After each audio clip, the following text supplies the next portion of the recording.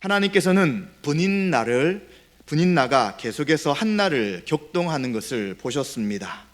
이제 한나는 제사 지낼 때마다 불인나의 격동으로 인하여 안타까워하고 그리고 고통을 당하였습니다. 그래서 그는 하나님 앞에 간절히 기도합니다. 그런데 간절히 기도하는데 소리는 내지 않고 입술만 움직였습니다. 이것을 본 엘리 제사장은 그 당시 영적으로 어두운 자였기에 그녀에게 책망합니다. 왜 술에 취해서 이렇게 하느냐라고 하며 독주를 금하라고 말합니다. 그런 한나는 자신이 너무 괴로워서 하나님 앞에 간절히 기도하는 중이다 라고 이야기를 합니다.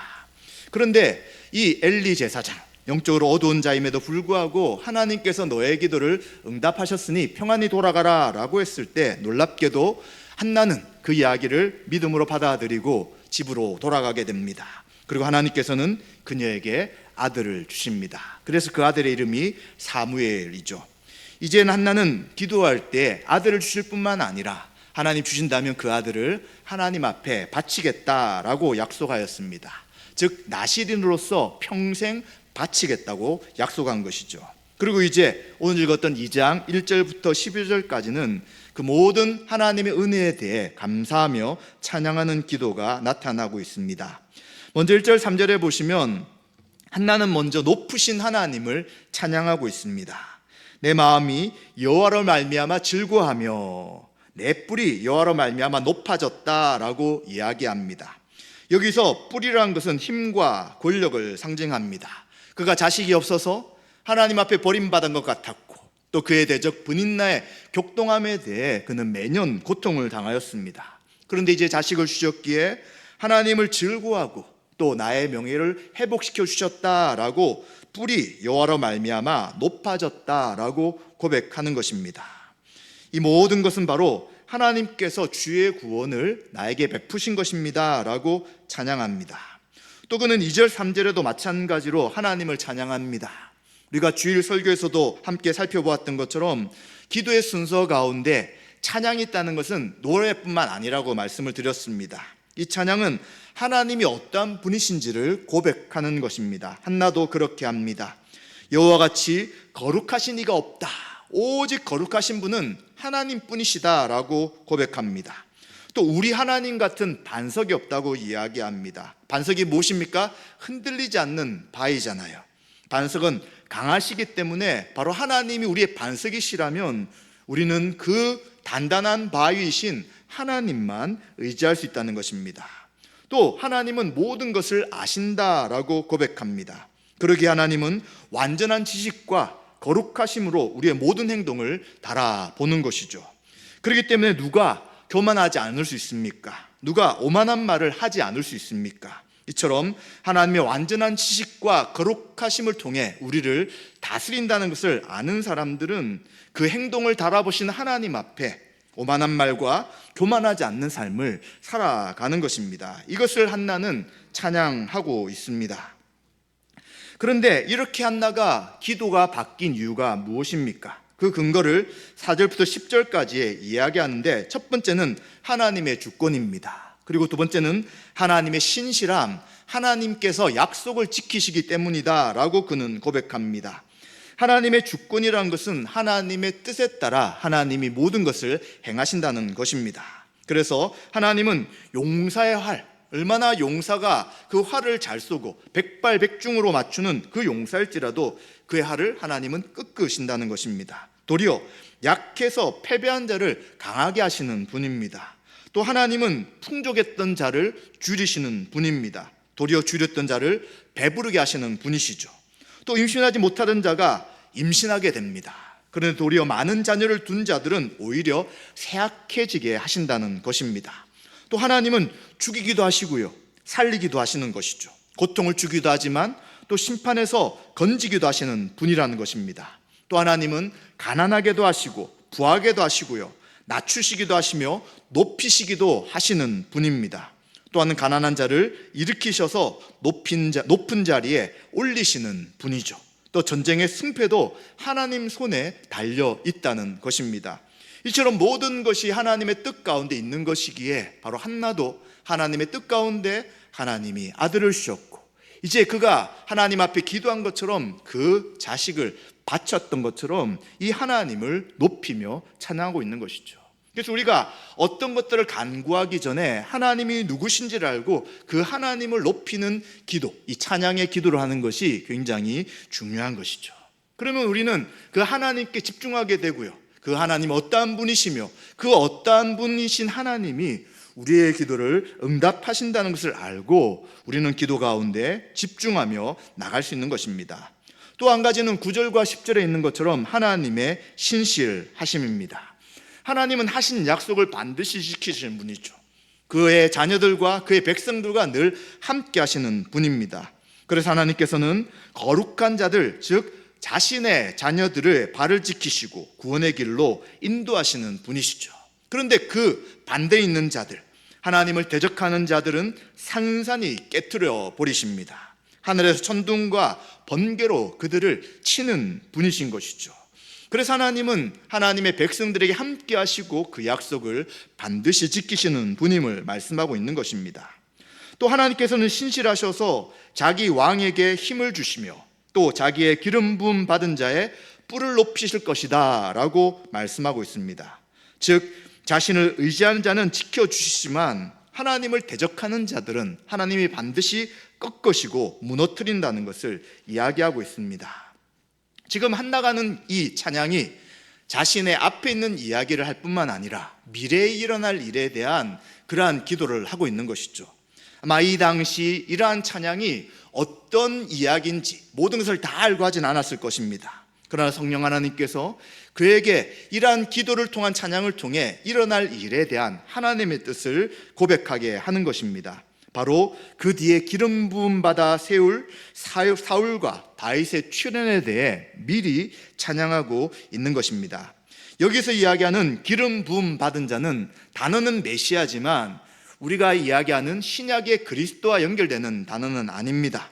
지금 여기서 말하는 메시아는 백성들 가운데서 하나님의 주권적인 통치와 구원의 임재를 사람들에게 나타내는 특별히 선택받은 사람을 말할 때 지금 이 기름 부음 받은 자라고 표현하고 있는 것입니다. 그래서 구약에서 기름 부음 받은 자는 세 종류가 있었습니다. 왕이 기름 부음 받게 되고요, 이제 지금 왕이 없지만 이후에 사울과 다윗과 그리고 왕들에게 기름을 붓게 됩니다. 그리고 선지자들이 기름을 부음 받아서 하나님의 말씀을 선포합니다. 그리고 제사장들이 기름 부음 받아서 이 제사 역할들을 감당하는 것이죠. 즉 하나님께서 보내시고 부르신 자들이 바로 기름 부음 받은 자라는 것입니다. 그래서 지금 이 한나의 찬양 속에는 그 뒤에 하나님이 하나님의 뜻에 따라 세울 왕에 대한 이야기가 또 나타나고 있는 것을 보게 됩니다. 이제 이러한 찬양을 부른 이후에 11절에 보시면 이제 한나가 이러한 기도한 후에 또 엘가나는 라마의 집으로 돌아가고 사무엘은 엘리 제사장 앞에서 여호와를 섬겼다라고 이야기를 하고 있습니다. 그는 엄청나게 오랫동안 하나님 앞에 구하여 얻은 아들이었으나 하나님의 뜻대로 그를 하나님께 나신으로 드렸습니다. 그래서 그는 엘리 제사장 앞에서 여호와를 섬기는 일들을 사무엘이 잘 감당하도록 하고 집으로 돌아가게 되는 것이죠. 이처럼 하나님께서는 이 한나의 기도를 들으시고 사무엘을 태어나게 하시며 또 그가 하나님 앞에 고백했던 것처럼 그를 제사장에게 드림을 통해 하나님 앞에 드림을 통해 하나님의 뜻에 따라 살아가도록 한 것을 보게 됩니다. 그리고 이제 12절부터 이후에 있는 말씀들 3장까지는 엘리의 아들들의 악함과 그리고 사무엘을 대조하면서 하나님이 왜 한나에게 기도를 시켰는지를 우리에게 알게 하시는 것입니다. 그 당시의 상황은 지금 사사기의 말에 있습니다. 그래서 부패와 타락 가운데 있는 것이죠. 백성들도 타락하고 부패했습니다. 마찬가지로 왕 제사장들도 마찬가지고요. 그리고 또 사사들도 계속해서 악한 일들 가운데 살아가는 시대였습니다. 특히 이 엘리란 제사장의 두 아들은 하나님 앞에 범죄하는 자들이었고요. 그리고 이들은 악한 자들이었습니다. 그 반면 하나님을 섬기는 거룩한 제사장으로 하나님은 사무엘을 부르시고 또 사무엘을 통해 하나님의 뜻을 이루어가는 것을 보게 됩니다. 그럼 이 엘리의 아들들이 왜 약했는지를 한번 살펴보도록 하겠습니다. 12절에 보시면 행실이 나빠서 여호와를 알지 못했다라고 말씀합니다. 여호와를 경외하지 않았다는 것이죠. 두려워하며 섬기지 않았던 자들입니다. 이들은 전혀 하나님을 의식하지 않았습니다. 하나님과 상관없이 살았습니다. 이 사람들이 누구였다고요? 제사장이었음에도 불구하고. 그래서 이들은 제사를 드리기 위해서 고기를 삶을 때 어떻게 하냐면 제사장의 사환이 새 살 갈고리를 가지고 와서 무조건 건져 나오는 것을 자기 것으로 삼게 됩니다.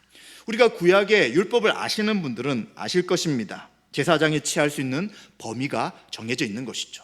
먹고 싶다고 자기가 다 먹을 수 없습니다. 규정에 따라서 그 필요한 것들을 하나님이 주신 것을 받아야 하는데 이 하나님의 규정을 의도적으로 무시하는 것이 바로 엘리의 두 아들이었습니다. 그리고 이들은 기름을 태우기 전에 생고기를 가지고 갔습니다. 제사 지내는 사람들이 안 된다고 함에도 불구하고 그것을 빼앗아서 갔던 것이죠. 이 기름이란 것은 바로 하나님께 드려야 된다고 이야기합니다. 하나님께 바쳐야 될 기름기가 분리가 되기 전에 이들은 고깃덩이를 원하고 또 그것을 빼앗아 가버리는 일을 합니다. 레위기 7장 25절에 보시면 이런 일을 행하는 자, 마음대로 행하는 자들은 반드시 죽을 것이다 라고 말씀하고 있음에도 불구하고 이 엘리의 두 아들은 그러한 악을 행하고 있었습니다. 따라 성경은 이것이 여호와 앞에 큰 죄라고 이야기하며 이들은 여호와의 제사를 멸시하였다라고 말씀하고 있는 것입니다. 도대체 이 엘리의 아들들이 왜 이런 악한 자로 살아가고 있을까요? 결국 이들은 하나님을 모르기 때문입니다. 즉 하나님과의 교제가 다 끊어져 있는 것이죠. 마찬가지입니다. 우리 성도들의 삶 속에서도 하나님과 교제가 끊어진다면 신자의 정체성을 상실해 버립니다. 이 엘리와 그의 아들들은 제사장의 고귀한 직분을 가지고 있었습니다. 그럼에도 불구하고 그들은 하나님께서 주시는 이 제사의 온전함을 드리지 않고 또 이 제사는 하나님 앞에 드리는 것임에도 불구하고 하나님의 자녀와 백성이라는 영적인 정체성을 다 상실하고 말았던 것입니다. 또 이들이 하나님과 교제하지 않음을 통하여 그들의 모든 활동은 종교적인 일이 되어버렸습니다. 엘리 아들들은 하나님의 능력도 믿지 않았고요, 또 하나님의 살아계심도 그는 알지 못하였습니다. 제사장이라는 직분은 형식적으로만 감당하고 있었던 것이죠. 따라서 하나님과의 교제가 끊어진다면 결국은 우리의 모든 신앙생활도 형식적인 종교활동으로 남을 수밖에 없다는 것이죠. 또 하나님과 교제가 없는 신앙생활은 선이 아니라 오히려 악을 행하는 죄악의 도구가 될 수도 있다는 것입니다. 이들은 거룩한 성전을 죄악의 장소로 만들었습니다. 또 거룩한 하나님 앞에 드려질 제사를 탐욕을 채우는 수단으로 변질시켜 버렸던 것이죠. 그래서 이제 이들에게 대해 하나님은 사무엘을 통하여 엘리와 그의 모든 집안을 심판하실 것에 대해서 말씀하시고 결국 이들은 다 하나님의 심판으로 죽게 되는 것이죠. 그러나 이제 사무엘은 그들과 다른 삶을 살았다라고 말씀합니다. 18절에 보시면 사무엘은 어렸을 때부터 여호와 앞에 여호와를 섬기는 자로 살아갑니다. 그리고 세마포 에봇옷을 입었다고 이야기합니다. 이 세마포로 지은 에봇이라는 것은 제사장들만 입는 옷입니다. 따라서 이미 하나님께서는 이 사무엘을 제사장으로 인정하셨다라고 이야기하는 것이죠. 그럼 누구를 인정하지 않은 것입니까? 엘리의 두 아들 홈리와 비나스는 하나님이 제사장으로 인정하지 않으신 것입니다. 그런데 성경에 보면 이 사무엘이 제사장 역할을 감당할 나이가 되지 않았다는 것을 알게 됩니다. 율법에 따르면 아론의 후손들은 30세가 될 때까지는 제사장 사역을 할 수가 없었습니다. 그런데 지금 아무리 나이가 많더라도 사무엘은 그 나이가 아닌 것이죠. 또 25세가 되어야지만 성전에서 근무할 수 있다고 성경은 말씀합니다. 아마 25세도 되지 않았을 것입니다. 또 유대인들의 기록에 의하면 성경에 없지만 자신들이 기록한 문헌들에 보면 제사장이 될 사람들은 20세부터 견습생으로 훈련을 받았다라고 말하고 있습니다. 아마 사무엘은 이 나이도 되지 않았을 것입니다. 왜 하나님께서는 도대체 이 어린 사무엘을 모든 율법 조항과 관계없이 제사장으로 세우셨을까요? 왜냐하면 하나님께서 그를 나실인으로 받으셨기 때문입니다. 나실인은 정한 기간이 있어요. 그런데 한나는 이 아들을 바칠 때 평생을 하나님 앞에 드리겠다고 이야기하였습니다. 면도를 하지 않고요, 독주를 마시지 않고 시체를 가까이 하지 않으면서 모든 삶을 하나님께 드리기를 소망했던 것이죠. 그렇기 때문에 하나님께서도 평생 나신인으로 하나님 앞에 제사장으로 살 수 있도록 이 어린 사무엘이 그 어릴 때부터 제사장 일들을 감당하도록 허락해 주신 것을 우리는 생각해 볼 수 있습니다. 그리고 19절과 20절에 보시면 이제 매년 제사를 드리러 갈 때마다 그의 부모는 이제 이 사무엘을 만날 수가 있게 되었습니다. 그럴 때마다 작은 겉옷을 지어서 그에게 주게 됩니다. 이때 또 엘리는 엘가나와 그의 아내에게 축복하면서 말합니다. 어떻게 축복하냐면 여호와께서 이 여인으로 말미암아 내게 다른 후사를 주사 이가 여호와께 간구하여 얻어 바친 아들을 대신하여 하시기를 원하노라. 그런데 놀랍게도 그 이후에 그 엘리의 그러한 기도와 마찬가지로 이제 자식이 더 태어나게 되는 것을 보게 됩니다. 참 이상합니다. 엘리는 그의 자식들을 제대로 훈련시키지 못했고요, 그 자신마저도 하나님의 심판을 받는 사람인데 어떻게 하나님은 계속해서 한나를 통해서 기도할 때도 이 엘리 제사장이 이야기하였고 또 지금도 후사를 줄 것이다 라고 이야기했을 때에 그의 후사가 생기게 되는 것입니까? 이것을 통해 볼 때는 엘리의 거룩함과 경건이 아니라는 것이죠. 하나님께서 하나님의 뜻에 따라 자녀를 주시고 한나의 기도를 응답하시는 것뿐인 것입니다. 그래서 우리는 어떤 사람이 기도할 때 그 기도를 응답해 주시는 것이 아니라 하나님의 백성과 자녀라면 우리가 예수 그리스도 이름으로 거룩하신 하나님 앞에 나아간다면 우리의 기도를 반드시 들어주는 것입니다. 그래서 다른 사람들에게 우리의 기도를 부탁하기 이전에 우리가 하나님 앞에 믿음으로 기도해야 되는 것이고요, 특별히 기도의 응답이 많다는 어떤 분을 찾아서 기도를 부탁하는 것 이전에 우리가 진실되게 성령의 인도하심 가운데 기도한다면 하나님은 반드시 예수 그리스도의 이름으로 기도한 성도의 기도에 응답하시는 것입니다. 그래서 21절에 보시면 여호와께서 한나를 돌보셔서 임신하게 하시게 됩니다. 엘리가 기도했기 때문에, 엘리가 축복했기 때문이 아니라 하나님이 한나를 돌보셨다는 것입니다.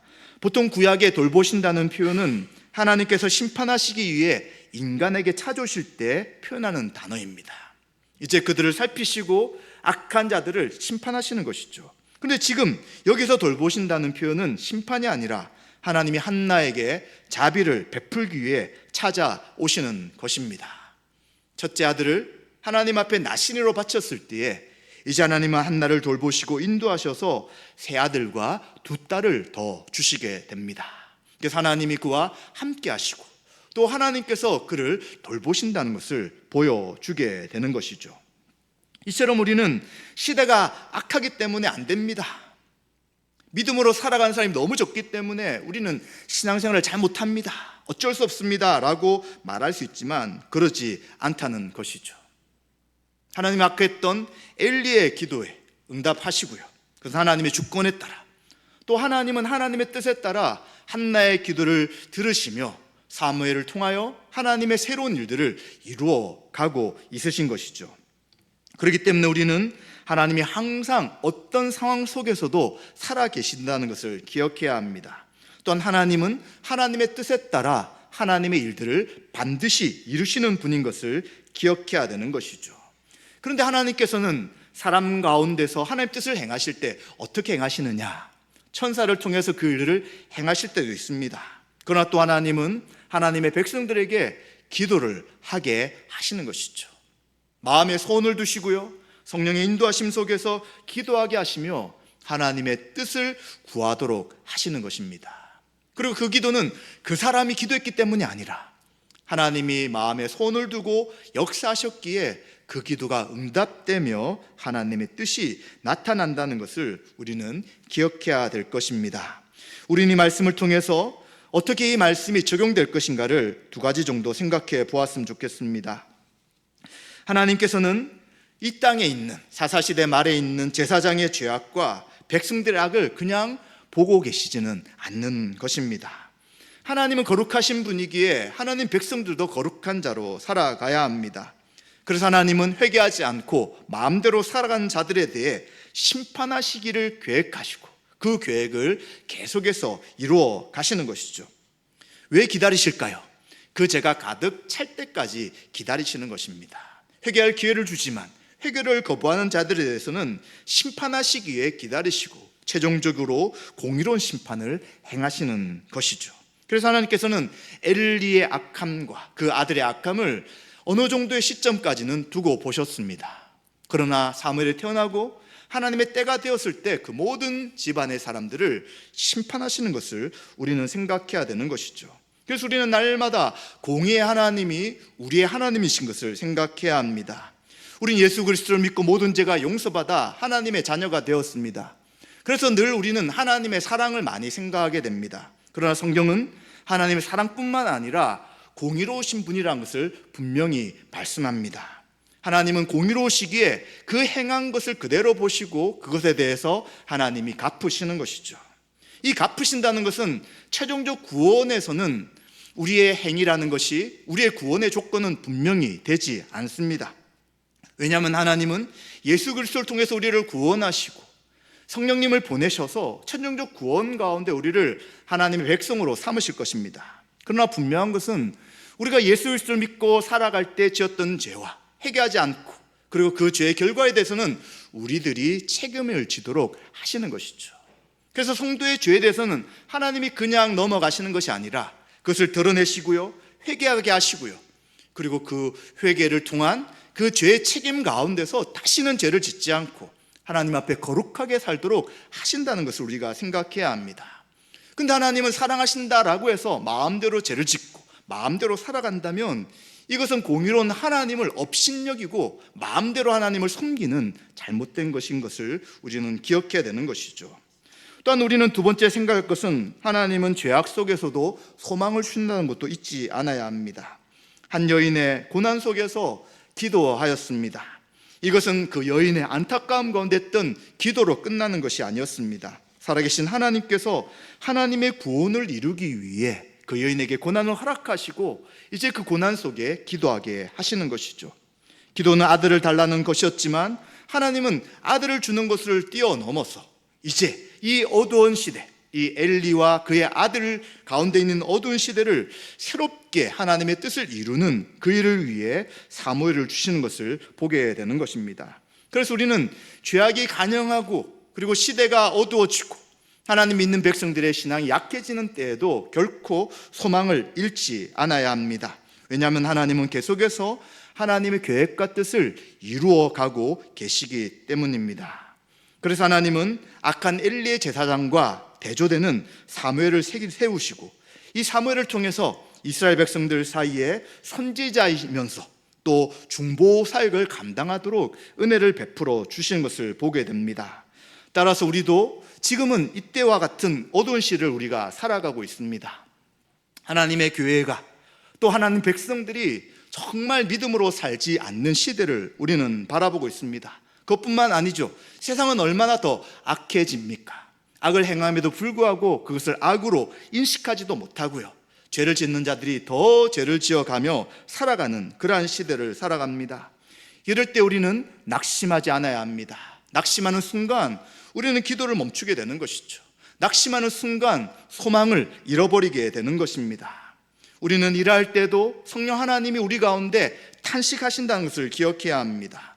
또 예수 그리스도도 하나님 우편에서 성도를 위하여 중보하고 있다는 것을 기억해야 합니다. 따라서 우리는 이러한 어두움 가운데 있을 때, 죄가 더 많아지며 하나님을 믿는 믿음이 상실되어가는 이 시대에도 기도를 멈추지 않고 고난 중에 주의 은혜를 구하며 살아가야 될 것입니다. 말씀 마무리하겠습니다. 하나님께서는 어두운 시대 가운데 참된 소망을 주시기 위하여 사무엘을 태어나게 하십니다. 이 사무엘의 태어남은 한나란 여인의 고난과 연결이 되고요, 이 한나는 고난 중에 하나님 앞에 기도하게 되고 그 기도에 응답하시면서 하나님의 뜻을 이루어 가시는 것입니다. 사랑하는 성도 여러분, 지금 우리에게 어떤 고난과 어려움이 있습니까? 어떤 것들로 인해서 우리의 마음이 답답하며 또 자꾸자꾸 우리의 신앙이 뒤로 물러서게 되는 일들이 있습니까? 그러나 우리는 구원의 일을 시작하신 그 하나님의 살아계심과 여전히 어둠 속에서도 하나님의 뜻을 이루어 가시는 그 하나님의 역사하심을 믿어야 할 것입니다. 이러한 믿음의 은혜가 있다면 우리는 기도를 멈추지 않고 살아계신 하나님을 아버지라 부르며 예수님의 이름으로 기도하며 나아갈 것입니다. 하나님 우리 가운데 기도를 행하게 하시고 기도 응답하게 하여 주셔서 우리에게 참된 소망을 주실 것입니다. 이런 은혜가 저와 여러분들에게 가득하시기를 주님의 이름으로 축원드립니다.